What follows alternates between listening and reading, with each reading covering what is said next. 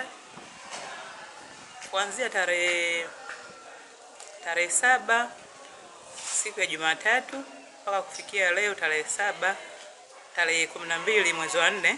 Tulikuwa tuna warsha ya safari ya maisha hapa katika mtaa wa Ngobedi.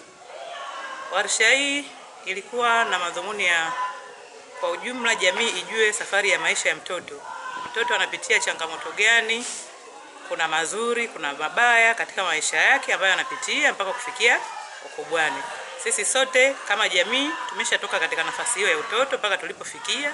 Kuna changamoto nyingi zimetukuta, mazuri, mabaya. Sasa hatuna budi katika yale mabaya, changamoto za ubaya, watoto wetu hatutaki na wao ziwakute. Kwa hiyo lengo na madhumuni ya warsha hii ilikuwa kufanya safari ya maisha ya mtoto iwe salama. Jamii ikishirikiana na kuanzia ngazi ya familia, mtoto akilelewa ngazi ya familia, jamii nayo ikasimama imara na mpaka serikali nayo ikasimama imara.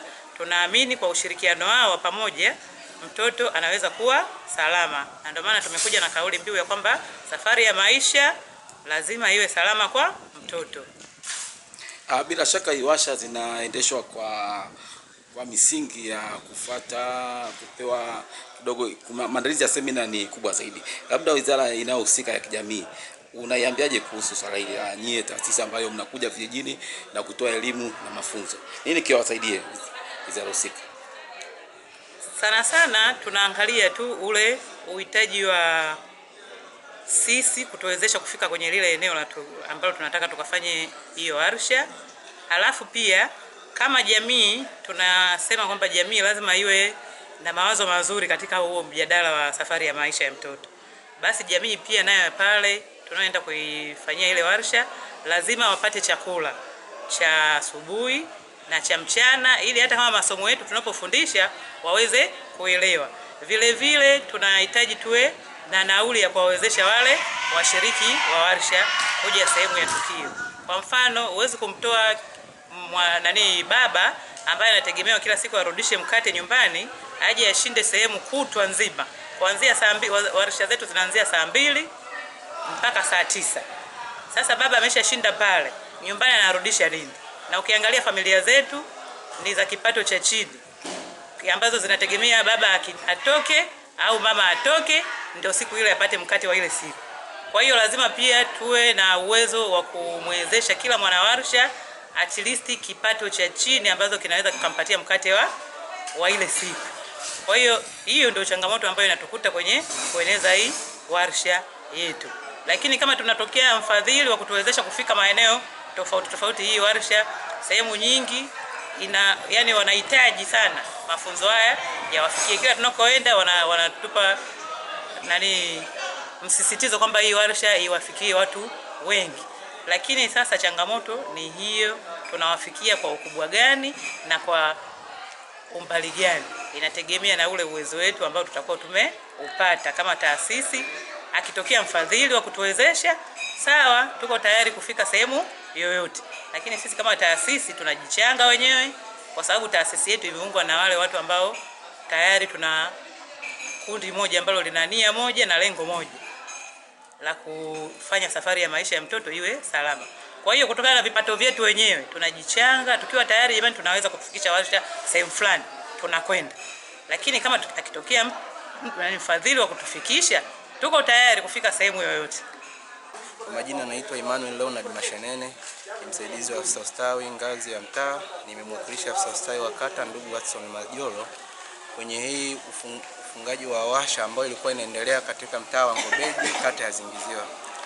Warsha ambayo ilikuwa inahusisha ilikuwa inatolewa na taasisi ya Rifata kwa viongozi mbalimbali ikiwemo maafisa watendaji, viongozi wa dini na wengine na polisi jamii. Warsha ambayo ilikuwa inatoa uelewa kwa jamii katika utoaji wa malezi kwa watoto. Kwa hiyo nitoe wito kwa taasisi nyingine kufika katika mtaa kwa ajili ya kutoa taaluma mbalimbali ili mradi kuokoa watoto, kupunguza adha ya watoto wengi ambao wapo kwenye mtaa ambao wamekosa malezi. Labda leo umekabidhi vyeti. Hii vyeti vinaashiria nini kwa wahitimu? Vyeti hivi ni kuwatia moyo washiriki ambao wameshiriki katika washa hii, ili hata wanapokuwa wanaingia mtaani kufanya kazi, wafanye kazi kwa moyo na hamasa zaidi katika kuhakikisha kwamba watoto wanakuwa katika mazingira ambayo yako salama.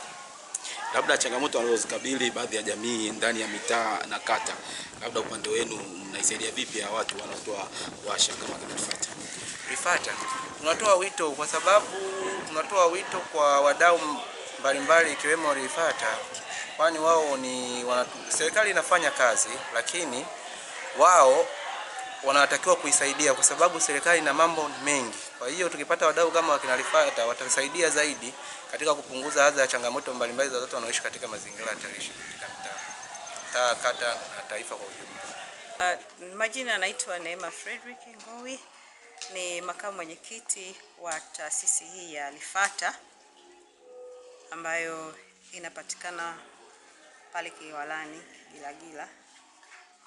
Leo tuko hapa eneo la Ngobedi Chanika kwa ajili ya kukamilisha mafunzo ya warsha ambayo tumeanza rasmi tarehe 7 mpaka leo tarehe 12. Kimsingi ndio utaratibu wetu wa mafunzo haya ambayo tumeita safari ya mtoto.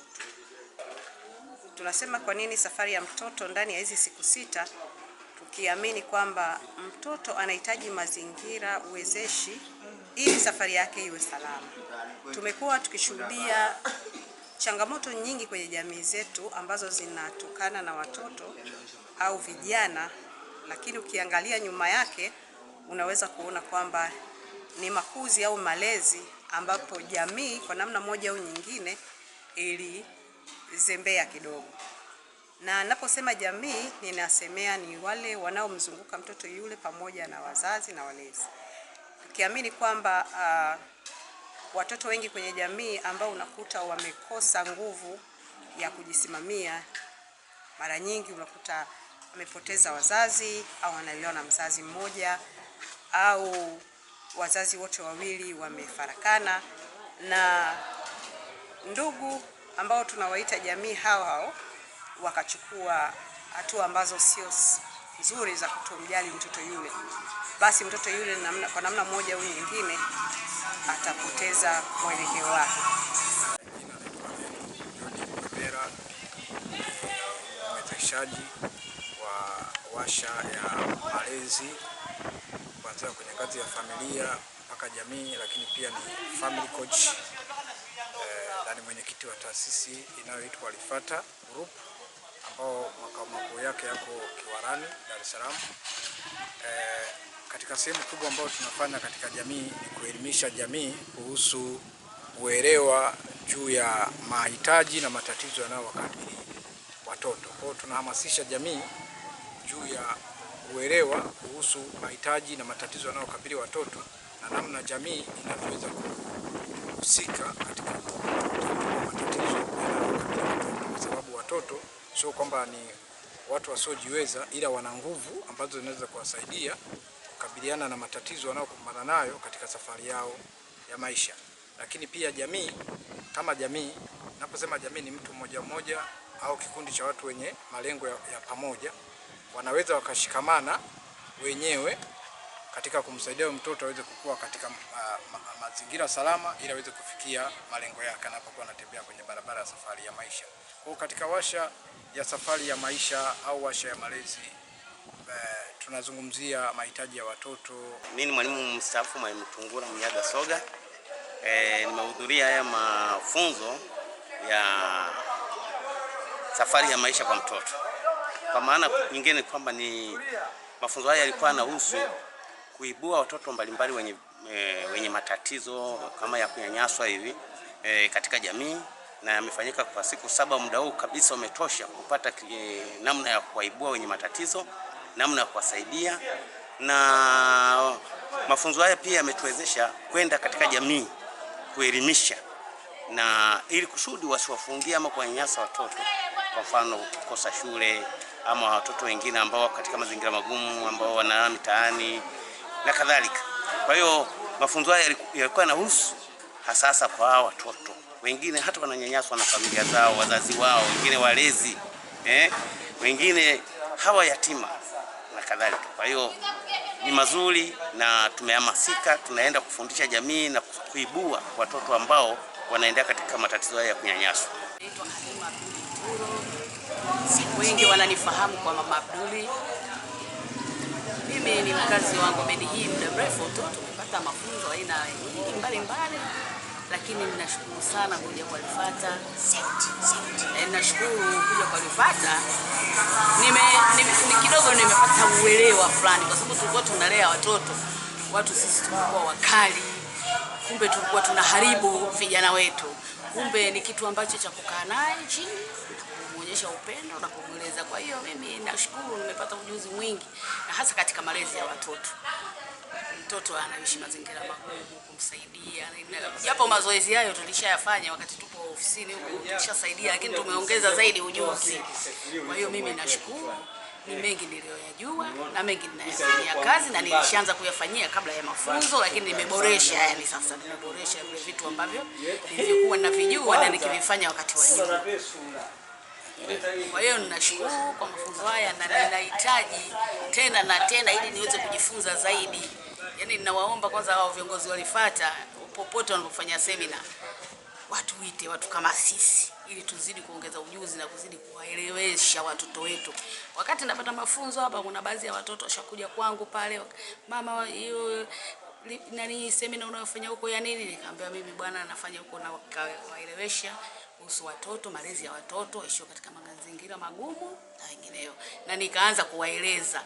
Nashukuru kuna mmoja tayari ameshaanza kunielewa kidogo. Sema mama, basi kwani hayo mafunzo sisi vijana hatutakiwi kwenda? Nikamwambia mnatakiwa sana, lakini kwa sasa hivi siku nyingine watakapoandaa tena viongozi, basi na nyinyi tutajaribu kuombea mtoto mmoja mmoja aingie nyinyi mwishio katika mazingira magumu.